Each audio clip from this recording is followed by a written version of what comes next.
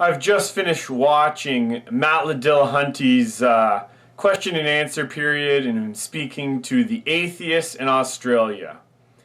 And he said something that was very bizarre. Hear it. Moral foundation. I'd say that reality is the foundation for morality, but the kind of world you want to have has no bearing on the kind of world you do have. So it may be the case that there is no absolute foundation for morality, and just because you want there to be one doesn't mean that you're right in believing that there's a God who serves at that foundation. And given the things that your book says about that God's character, he's definitely not the foundation of anything I would consider moral. He says that there's absolutely no foundation for morality, which means we really can't come to a substantial or firm grasp on what is moral, what is immoral. But then he says that God and his character is immoral. He totally contradicts himself. But it doesn't end there. He's already said that there's no foundation for morality, but as he goes on to talk about why the Christian morality is wrong, he goes and thus calls the teachings of Christianity, the ethics of Christianity, immoral. I have yet to meet any atheist who, upon departing from religion, has turned out to be a worse person. Matter of fact, I'm a better person, and most of the people I've met are better people because we don't have the baggage from religion. I don't have to love the sinner and hate the sin.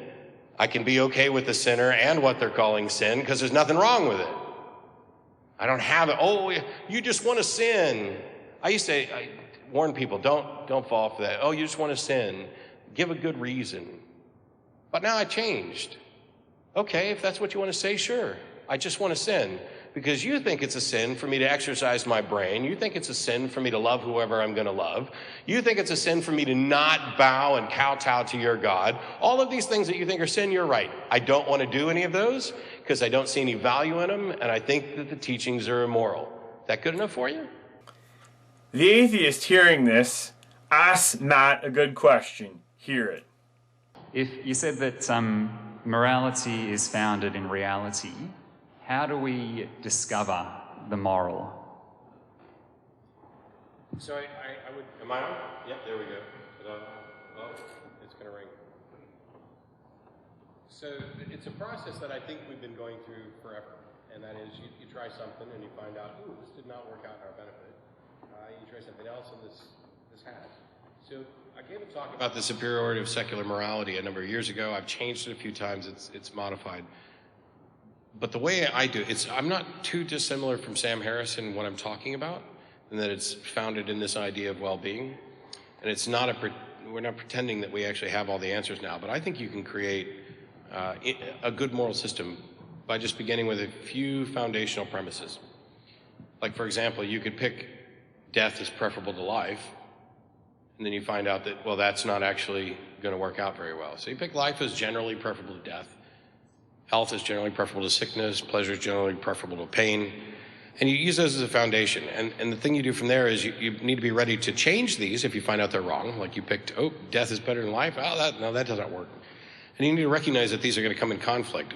And so what I actually advocate for is situational ethics, which is distinct from moral relativism. Moral relativism is quite often this idea that something is moral because a culture says it's moral. That if our culture says that slavery is okay, then it's okay. And I think that's bizarrely just wrong. I think that they reached incorrect moral conclusions. As physical beings in a physical universe, there are truths to be discovered about the consequences of our actions. And the criticisms that you normally get from that point is, oh yes, well, who decides what's better? Well, really nobody. I mean, what's in our best interest is kind of dictated by the facts of reality. Oh yeah, but what if what's in your best interest isn't in mine? There are lots of difficult questions, and what we do is we try to do a balance. We try to figure out what ends up as a net positive. It's a bit utilitarian, it's a bit of a mix of a number of things, but the answer to your question is you try stuff. And then when you find out that the things you've tried didn't work, you remember that. Because while we're dealing with each situation independently, for any given situation, there's a finite set of actions that you can take. Some of them are going to be better than others. That's all you need is to be able to compare them with other possible actions in there. which means that there must be some set of one or more actions that represent the moral pinnacle for that situation. Doesn't mean we can find them, but when Harris describes it as a moral landscape, it's about finding one pinnacle from which you can see another, learning from the past. Matt answers the question with very bizarre answers. He says, well, we don't have all the answers. Well, if you don't have all the answers, how can you say that God is immoral and teaching of Christianity and the ethics of Christianity is immoral? He says, well, you can change things. You can change your morality. So if your morality is changing, how on earth do you know that you might come to the conclusion that God is moral now? And nobody decides with better, is what he says. Well, if nobody really decides with better, how come you get to decide that the Lord or God is immoral and that Christian teaching is immoral? And he says, oh, you just got to try stuff out, trial and error, and just go with the flow and see what works better. Well, how do you know? Maybe you might come to the conclusion that you might see that the Lord is truly moral. Matt just doesn't make sense. I think even the atheist that asked Matt that first question still sees major problems with what Matt has said. And he comes with another question. Here it is. Yeah, if I could come back. Sure. So, if we kind of learn by trial and error and we learn in community by observing the consequences of actions.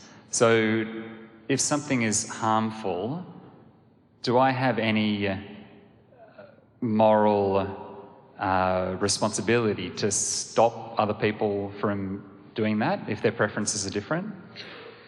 So harm isn't necessarily the criteria, because sometimes you have to do harm to do good. I mean, it's harmful to slice your throat open, but if you need a tracheotomy, it's got to happen. So it needs to be harm in the absence of any good, or harm that outweighs any good that comes from it. You talked about, do you have a moral obligation? There's two different kind of ideas that I don't know if everybody is clear on. One is a moral obligation or a moral duty, and the other one is a moral virtue. And so if there's a kid standing out in the middle of the street, you might not have a moral obligation to put your own life at risk to save them, but it would always be morally virtuous for you to do so. Finding out what the moral obligations are, based on what works out best for all of us, is the process. And I'm not pretending to have, hard set answers to any one thing. It's interesting that Matt says that harm is not the standard, but throughout his talk there while he's in Australia, he keeps saying about all the harmful things that God has done, and because God has done harmful things, God is immoral. Again, he's totally contradicting himself. And then at the end of his question, he says, we really don't have any strict answers to these questions. If you don't have any strict answers to the questions of morality, how on earth can you ever say that God is immoral and Christian ethic is immoral? Anyways, just some things to think about. Thanks for watching.